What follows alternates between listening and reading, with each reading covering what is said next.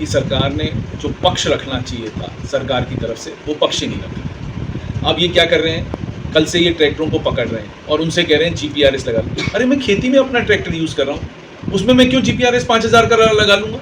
मेरी टोटल यहाँ पर ईस्टर्न राजस्थान में ज़मीनों का रकबा इतना कम है, मुश्किल से 4-4, 5-5 बीघा ज़मीन है, मैं साल के लाख 1.5 लाख रुपए कमाता हूँ, उसमें से 10% अपना खर्च कर दूँ जीपीआरएस में। जीपीआरएस मैं क्यों लगाऊँ यदि मैं अपनी खेती के लिए यूज़ कर रहा हूँ। जो लोग उसको कमर्शियल यूज़ में कर रहे हैं उनके जीपीआरएस लगाएं तो समझ में आता है। जो खेती वालों पर पकड़ पकड़ के पुलिस जीपीआरएस लगवा रही, क्या तरीका है, समझ में ही नहीं आ रहा। ये देखिए, सुप्रीम कोर्ट ने जो ऑर्डर दिया है, यदि राजस्थान सरकार उसका पक्ष ढंग से रखती तो ये हालत ही नहीं होती। अब आप देखिए, पूरे धौलपुर डिस्ट्रिक्ट में सब कंस्ट्रक्शन एक्टिविटी बंद हो जाएगी। कहाँ से आएगा, यानी रेत हमारे सामने पड़ा है, हमें सिंध से रेत ला के मंगाकर और अपना घर बनवाना पड़ेगा। भाई क्यों, आपने क्यों नहीं ऐसा आप काम कर देते कि भाई जिससे कि राजस्थान में भी ठीक से निकल जाए, धौलपुर में भी ठीक से बजरी निकल जाए।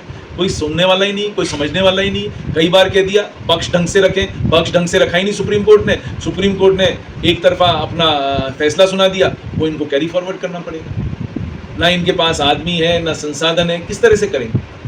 थोड़े दिन चलेगा, शक्ति जब तक चलेगी, फिर उसके बाद वापस चालू हो जाएगा।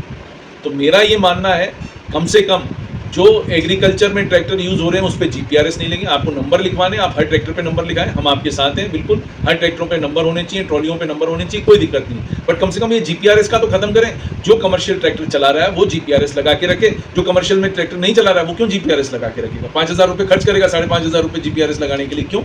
किसान नहीं समझता है, किसान भी समझता है, किसान भी अपने आप को ठगा सा महसूस करेगा कि भाई वो तो चला नहीं रहा है रेत, और कहीं ट्रैक्टर चला नहीं रहा है, वो तो अपने खेती के लिए यूज़ हो रहा है, कोई भूस ढोने के लिए यूज़ हो रहा है, वो क्यों लगाए जीपीआरएस। उसमें व्याख्या भी ये कर रखी है।